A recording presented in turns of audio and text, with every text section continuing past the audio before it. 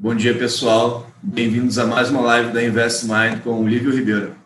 O Lívio é mestre em Economia pela PUC do Rio, pesquisador do IBRE, da FGV, e diretor de Research, da BRCG. Eu sou o Leonardo Alvarenga, da Invest Mind, e também participa da conversa o Lucas Marins, que é analista de equities da Invest Mind. Se você tiver alguma dúvida, pode mandar aqui no chat no YouTube e aproveita e se inscreve no nosso canal para saber todas as nossas novidades. Lívio, mais uma vez, obrigado pela presença. E eu vou começar com a primeira pergunta sobre a China. Domingo eles fecharam, né? A China fechou com outros 14 países do Pacífico uma parceria econômica regional abrangente, né? E até agora é o maior acordo comercial do mundo. E nesse acordo também estão outros países importantes que são aliados americanos, né? Aliados comerciais, como o Japão, a Austrália e a Nova Zelândia. Como você acha que isso vai impactar na guerra comercial entre a China e os Estados Unidos? Como pode afetar o governo Biden? Bom dia a todos. Bom, Leonardo, eu acho que esse foi um movimento bastante inteligente da China, no sentido de enfraquecer a posição relativa americana na região do Pacífico. Tá? Vamos só recapitular rapidamente isso, né? A gente tinha toda a história do Tratado Transpacífico, o TPP, que ia ser assinado lá atrás. Os Estados Unidos eles se retiraram desse tratado. Ao se retirarem desse tratado, o escopo original dele acabou enfraquecendo, foi feito um acordo de alcance muito menor, e outros acordos, outras iniciativas, elas continuaram sendo negociadas nos bastidores. O RCEP, que é o Regional Comprehensive Economic Partnership, que é esse acordo que você falou, assinado no último domingo, ele é um acordo muito importante no sentido de flexibilizar duas coisas. Fluxos de bens entre os países, tá? E melhorar também as possibilidades de fluxo de pessoas entre os países. Pessoas no sentido de trabalhadores indo de um para o outro.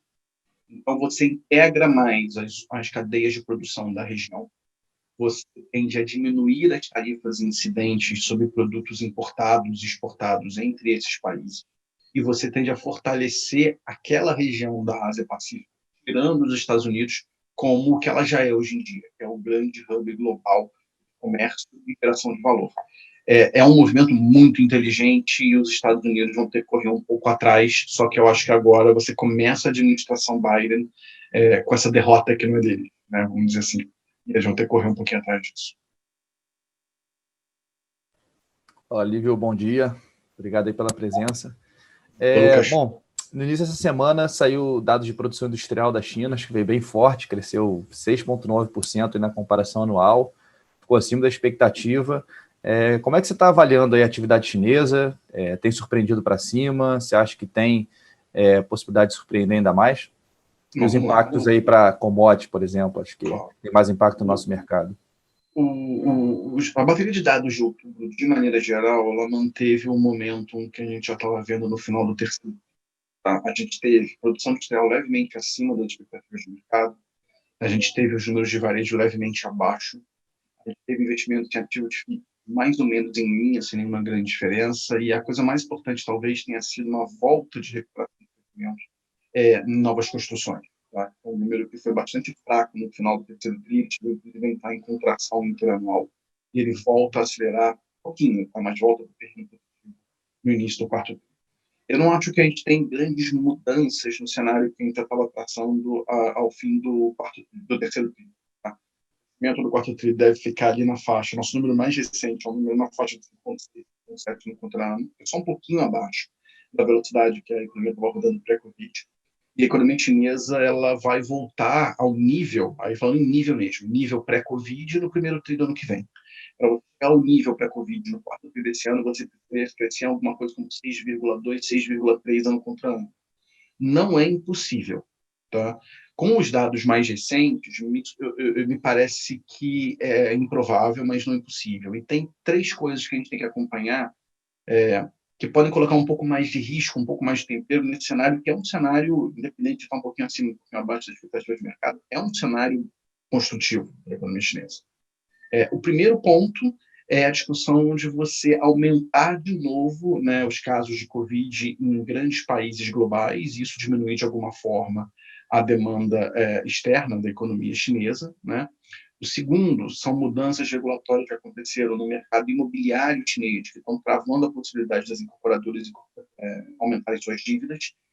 Tem impactos sobre leilões de terras, sobre preços de terras, em última instância, sobre o mercado imobiliário. Você já começa a ver um pouco de impacto, na verdade. Os preços de terras e de casas estão desacelerando um pouquinho, tá? Ainda continuam crescendo, mas a taxa de crescimento diminui um pouco. E o terceiro ponto, que é um ponto novo que apareceu, a gente tem tido uma onda relativamente crescente de defaults em debêntures, principalmente de empresas estatais. Tá? Empresas estatais ligadas à velha China, especialmente nos setores de base. Tá? Isso ainda está concentrado, não é nada muito sistêmico, tem um pouco no setor financeiro, que é um caso específico de um banco, o Baoshan, e no setor não financeiro, principalmente nas grandes empresas produtoras de minério, não só minério de ferro, mas na cadeia geral. Começam a aparecer alguns sinais um pouco mais preocupantes do lado privado, e não tanto em default, mas em rebaixamento de nota de crédito, empresas importantes. Tá? Inclusive, uma delas é a joint venture da BMW para a produção de automóvel na China. Tá? Então, a gente tem que acompanhar isso com um pouco mais de atenção. Não é nada sistêmico, mas é um momento que pode levar a alguma instabilidade dos mercados financeiros locais. Tá? Em dito isso tudo, me parece que você continua numa trajetória de crescimento, de expansão da China para as outras economias, e as commodities metálicas que são mais compradas pela China continuam tendo um desempenho relativo melhor. Então, é um cenário construtivo para o minério, é um cenário construtivo para a cadeia de hard commodities e, principalmente, um cenário construtivo para a cadeia de proteínas e agrícolas. Tá? Agora, todos os pontos que eu citei e algumas das medidas regulatórias que o governo está implementando, eles colocam um pouco mais de risco na discussão, principalmente das hard commodities. Tá? Então, eu diria que, no relativo, se você olhar para frente, soft commodities devem ter um desempenho melhor, pensando estritamente na ótica chinesa, do que hard commodities. Obrigado, Lívio. Agora, indo um pouco para o Brasil, a CNI divulgou ontem que 70% das empresas já superaram ou até mesmo voltaram ao nível de produção e faturamento diante da pandemia do Covid-19. E, além disso, segundo a mesma pesquisa, 73% estão com o mesmo nível de emprego registrado pré-pandemia e 62% têm perspectiva de alta do faturamento para 2021. Ou seja, eles têm um cenário bem otimista, né? Como é que você interpreta esses dados? Vamos lá. Eu diria, na verdade, que não é um cenário tão otimista assim, né? Eu vou te dizer por quê. Primeiro, de fato, a gente já vê na produção industrial que a produção industrial, de maneira geral, a produção industrial do IBGE, tá? Ela volta ao nível pré-Covid em setembro. Tá? E tem uma diferenciação regional, uma diferenciação setorial muito importante. Tá? Então, tem setores que estão voltando muito mais rápido do que outros. E, especificamente, no setor que me preocupa muito, é o setor de bens de capital, continua muito defasado. Tá? Por que, com o meu comentário, eu diria que a pesquisa da CNI ela não é assim tão otimista?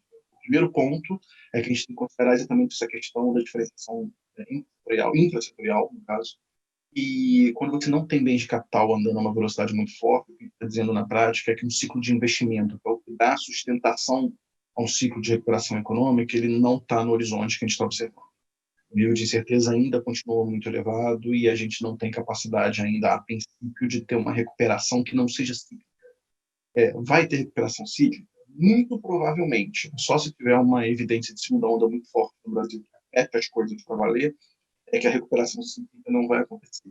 Mas, mais do que o cíclico, a gente tem que pensar um pouco na capacidade de manutenção de crescimento estrutural da economia. E a economia continua com um problema muito sério de evitar voos de galinha, né? Vai e volta, vai e volta. E repara na pesquisa também, né?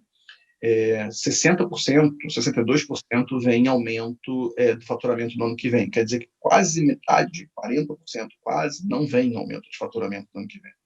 75% voltam ao nível de emprego, quer dizer que 20% da indústria está com menos empregados agora do que estava no passado.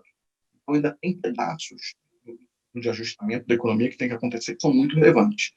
A incerteza tem que diminuir, a história do faturamento, e o mercado de trabalho tem que voltar ainda aos níveis pré-pandemia. E esse mercado de trabalho que vai ser importante para a participação do ciclo de consumo que possa se reverter num ciclo de investimento em prazos mais longos. Então, eu ainda veria com um pouco de cuidado. Vai crescer? Vai.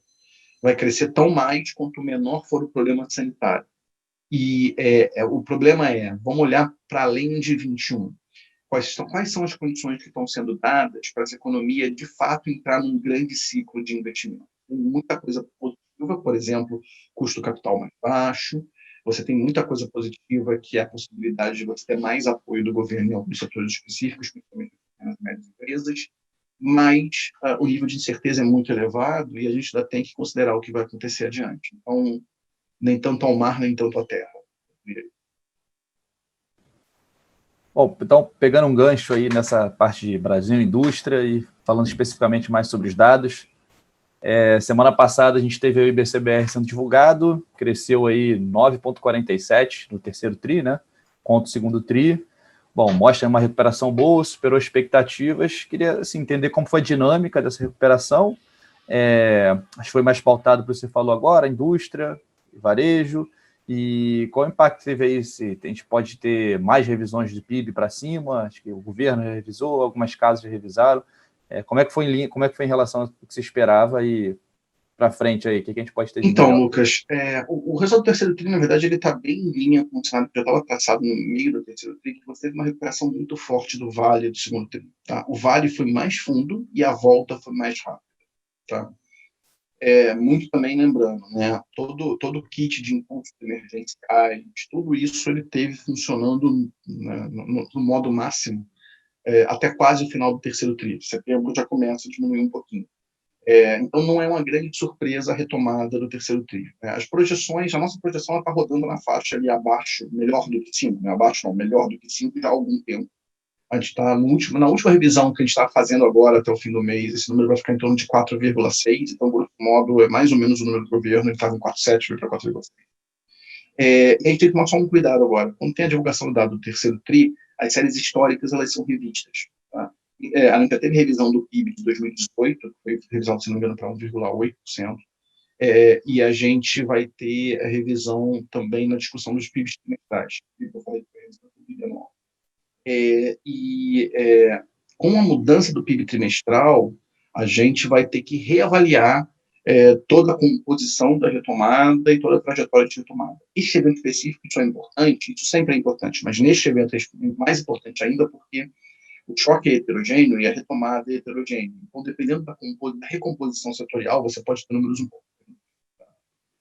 Não me parece nada muito fora do lugar. Então, eu acho que estamos ali nessa faixa larga, 4,5, 5, com a informação que a gente tem hoje.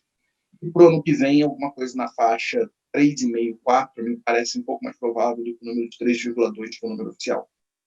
Lembrando, a depender das revisões que são implementadas agora, que naturalmente são implementadas, e a discussão sanitária que começa a aparecer de novo. E aí a gente pode ter problemas, por um lado, de eventualmente você ter menos pressão para crescimento, e do outro lado, a questão sanitária também vai levar possivelmente a uma extensão das políticas de apoio do governo. Então você troca um pouco de prazo por questão fiscal de novo. E isso aumenta a incerteza. Então repara como a resultante disso não é exatamente claro. Tá?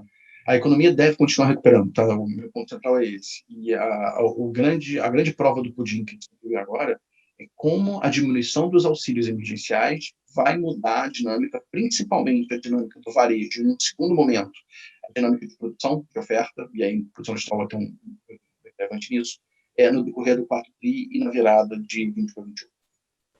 Eu acho que só fazer um adendo aí, Alvarenga, rapidinho. Acho que é exatamente o que você falou, né? A gente tem começado a ouvir aí rumores de aumento de casos de Covid no Rio, São Paulo, aumento de internação. Acho que isso pode ter um impacto meio incerto, né, para estimar, mas, assim, não dá para cravar que a gente está livre, né, disso, né? Não, na verdade, assim, dá para cravar que a gente não está livre, ao contrário.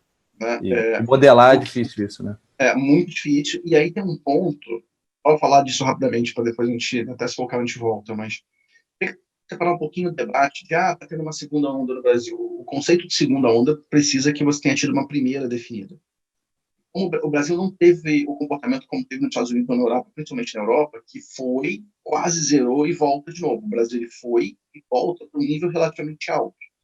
Então, eu tenho dificuldade de definir como segunda onda, porque você tem uma reaceleração de casos, mas você nunca chegou num nível em que a pandemia acabou, né? Então, não é segunda onda, é a continuação de uma grande onda com um repique. E as evidências são relativamente grandes, não é igual ao primeiro, mas tem acelerado, isso é fato. Você está na maré alta, né? É isso, é exatamente isso. Sobre essa questão do Covid, quais cenários você trabalha para termos uma vacina de Covid realmente efetiva e distribuída em larga escala? Boa pergunta, Leonardo. A gente tem que tomar um super cuidado com isso. As pessoas elas estão perdendo, eu acho, que um pouco os timings da discussão, né? Vai ter vacina? Vai. Vai ter vacina eficiente? Vai. Daí a dizer que a vacina vai ser uma vacina que será distribuída no Plano Nacional de Imunização e alcançará todo o país num prazo relativamente curto, há uma diferença gigante. Tá? Várias das vacinas, principalmente as mais novas, especialmente a da Pfizer, em escala um pouco menor, bem menor, na verdade, que os usados mais recentes da Moderna, são vacinas que exigem tecnologias específicas de armazenamento e transporte. E para países como o nosso, não parecem ser muito viáveis. Tá? Você precisa de temperaturas muito baixas de armazenamento e transporte, e você precisa que isso aconteça basicamente até o momento da aplicação. É bem claro no caso da Pfizer, no caso da Moderna, o que se descobriu, na verdade, é que o armazenamento final, né, na ponta de distribuição, ele pode ser feito a temperaturas mais usuais. Então, isso vai facilitar. Essas duas vacinas, elas precisam de duas aplicações, tá? Como também é o caso da Coronavac chinesa, da Sinovac. Então, são vacinas que criam uma logística de vacinação nacional mais difícil, né? Porque você tem que ter pessoas voltando num prazo relativamente curto, e não é como você observa em vacinas normais, onde você dá uma dose só e a coisa a AstraZeneca, aparentemente, também vai ser o mesmo tipo de vacina, que precisa de duas doses, mas o prazo ainda não é tão certo. E, até onde me consta, a única das grandes vacinas que só precisaria de uma dose e poderia ser armazenada e transportada em temperatura de freezer comum, vamos dizer assim, é a da Janssen, que é a da Johnson Johnson. Porque ela ainda está um pouco mais atrasada nos testes, a gente só deve ter fase 3 dela no primeiro trimestre do ano que vem. Então, a fase 3 publicada, né, com dados, efetivamente. Então, assim, a gente vai ter vacina, mas para a gente ter um programa nacional de vacinação, com doses disponíveis, né, com acordos que já foram travados com o Brasil e oferta nacional de imunizantes, eu acho que, no melhor cenário, a gente vai estar discutindo a virada do primeiro para o segundo trimestre do ano que vem. Melhor cenário. Tá? Estritamente falando, eu acho que um cenário razoável é a gente discutir um programa nacional de vacinação começando a ser implementado em torno do inverno do ano que vem, ou seja, meio do ano que vem. Isso me parece ser assim, a coisa mais razoável com a informação que a gente tem hoje. Não é dizer que não vai ter vacina disponível e certos setores da sociedade, pagando um valor X, vão se vacinar. Mas como Programa Nacional de Vacinação, é mais para frente. A história do Brasil é mais para o segundo semestre do ano que vem. Entendi. Bom, então, aproveitando que a gente está falando de Covid, vou puxar um pouquinho lá para fora de novo. Como é que você está avaliando essa segunda onda na Europa? Os mercados têm uma hora sobe porque tem vacina, outra hora cai porque está tudo se fechando. Como é que você avalia os países, principalmente ali mais Espanha, Itália, França, em relação aos esforços fiscais para enfrentar a pandemia, de novo, né, o fechamento, e parte monetária também? Então, vamos lá. Primeiro, os países tiveram uma aceleração gigante, começaram a reimpor lockdowns, isolamentos, e os casos na ponta começaram a diminuir. Continuam níveis altos, mas já começa a observar uma queda de maneira geral. Isso é bem marcado na França, nos outros não tanto, mas também já começam a ter quedas em Itália, Espanha, tudo mundo. Tá? Você tem a tua pergunta em termos de esforços fiscais monetários, ela tem três níveis. Né? O monetário é europeu, não é local. Né? E a gente já tem antecipado pelo ECB que ele vai fazer alguma coisa em dezembro, e essa antecipação do ECB a gente já teve um pouco mais de carne, que vai ser possivelmente no PEPP, que é o Pandemic Economic Program, Relief Program, que é o programa, agora a sigla está errada, gente, EPP, mas eu não lembro o que ela é de fato. e é o programa de compra de títulos ligados estritamente à pandemia para a expansão quantitativa do balanço dos ciclos. Tá? Então, vai acontecer, a gente não sabe os montantes ainda, mas o caminho vai ser esse, não vai ser juro, vai ser via isso que parecia ser um mais razoável, de fato. Os esforços fiscais europeus, eles estão dentro do Economic Resilience Facility, tá? Que já tinha sido implementado, está sendo ainda aprovado não, está sendo ainda distribuído de fato, os montantes ainda não chegaram todos na conta, e são montantes de valor alto, né? São quase 750 bi de euros, num horizonte X de tempo, que já começaram a ser distribuídos, tendo como contraparte um euro corona bond, vamos dizer. Os principais países que vão receber esses fundos são, na ordem, Espanha, Itália e tem França, se não me engano, no terceiro lugar. E aí tem as possibilidades de uso de política fiscal local. Tá? Grosso modo, você poderia pensar na Europa como a União e os Estados do Brasil. Tá? E você já teve mais recentemente políticas de estímulo especificamente ao setor de recreação e turismo na Itália, na Espanha e na França. Tá? Então, é um pouco mais do mesmo, tá, Lucas? Não tem nenhuma grande novidade em relação ao que a gente já fez antes, mas você vai aumentando o tamanho desses pacotes. É complicado? Mas são países que se financiam em moeda forte. Né? Então, a restrição fiscal efetiva que eles enfrentam, ela é muito mais soft do que, por exemplo, a brasileira, que precisa se financiar em moeda mais fraca, no caso real. Lívio, agora eu tenho uma pergunta aqui do público. O Almeida está perguntando sobre o Brasil, como é que você enxerga a aprovação de um duplo mandato dentro do projeto de autonomia do Banco Central? Na prática, quais podem ser os impactos dessas alterações na condução da política monetária? Quem fez a pergunta, Leonardo? João Almeida. João, obrigado pela pergunta, uma ótima pergunta. Eu tenho uma visão, e aí, de novo, eu vou estressar bastante aqui, que é uma visão pessoal. Tá? Eu tenho uma visão talvez um pouco diferente da média. Eu não acho que seja uma boa ideia para o Brasil. Tá? Vou dizer por quê. Eu tenho ainda um pouco de receio que a nossa solidez institucional ela não seja uma coisa que já está, vamos dizer assim, definida em pedra. Tá? Então, parece fazer sentido você ter um mandato dual se você tem um presidente do Banco Central escolhido por um governo, que seja um presidente do Banco Central que tem noção do trabalho adequado, que entende que você não pode priorizar excessivamente um lado da história frente a outro, ou seja, um Banco Central que é escolhido de maneira ponderada por um governo ponderado. Tá? O problema é que é o seguinte, o projeto, como ele está sendo aprovado e proposto, ele é um projeto que tem um mandato desfasado, né? Então, não é sempre o mesmo presidente do Banco Central para o mesmo governo, você faz o seguinte. E o mandato dual ele cria um problema que olha, é super bom você também tentar evitar que tenha grandes oscilações cíclicas na economia, tá? Isso é um valor em si.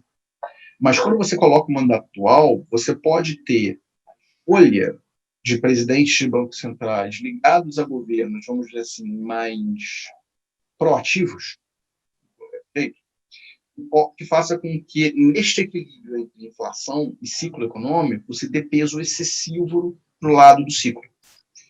E pode acabar se transformando no quê? Pode acabar se transformando num banco central que carrega, até pela autorização que ele tem devido ao mandato dual, uma postura excessivamente mais frouxa no controle inflacionário.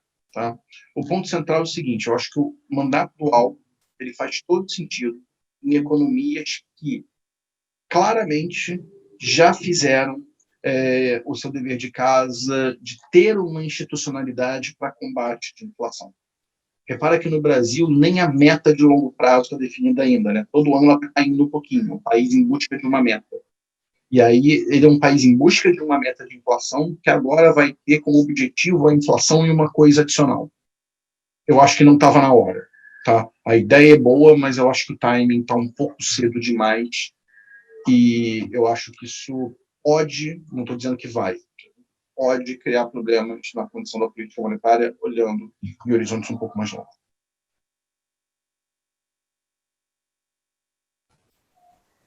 Olá, Varenga, se quiser tocar aí as perguntas, que você tinha mais algumas interessantes. Tá, eu tenho mais uma pergunta aqui sobre as eleições municipais. Qual você acha que é o impacto do resultado das eleições municipais na aprovação das pautas importantes pelo Congresso? O orçamento de 2021, reforma tributária, reforma administrativa. Eu acho que, na verdade, sim, as eleições municipais, elas foram, grosso modo, a desculpa para você protelar, a colocar essas discussões mais pesadas na mesa. Já tem segundo turno, então vazou para 21, certamente. O orçamento vai ter que ser aprovado antes do resto, né? Você precisa do orçamento aprovado para poder organizar minimamente o funcionamento do Estado ano que vem, com riscos adicionais emergindo da possibilidade de uma segunda onda que, vamos chamar de segunda onda, vamos chamar de maré alta, como bem colocou o Leonardo. E você vai ter que, eventualmente, fazer mais impulso fiscal. Eventualmente, não necessariamente. Então, eu acho que a reforma administrativa e a reforma tributária é papo para discutir durante 2021. Eu, Lívio, ficaria muito surpreso se essa discussão fosse para a mesa no primeiro trimestre do ano que vem.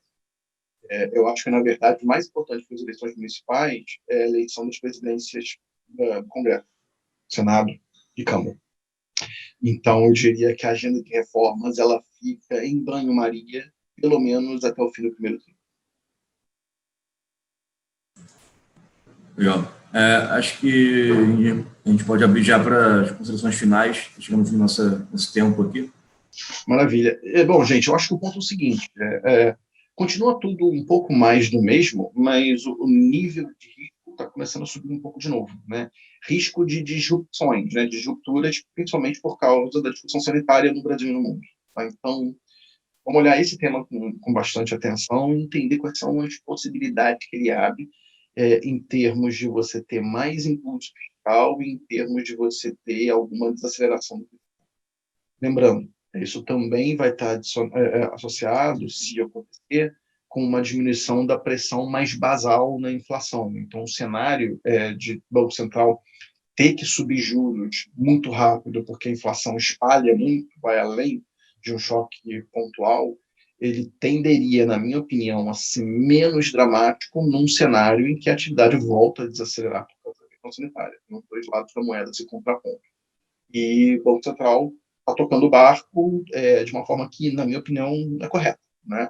O choque é muito difícil de ler, mas é um choque que parece ser temporário e até segunda ordem, dado todos os riscos que você tem na mesa, eu não acho que faça nenhum sentido você estar se antecipando e discutir elevação de juros pelo lado da inflação, sobretudo pelos riscos que você tem de realizações favoráveis no ambiente macro como um todo. Vamos seguindo vigilantes. Ok, Lívio, muito obrigado pela participação. Obrigado, Lucas, também. Obrigado quem está assistindo. Até a próxima. Tenha um bom dia. Tchau, pessoal. Boa sorte. Se cuida. Obrigado. Obrigado.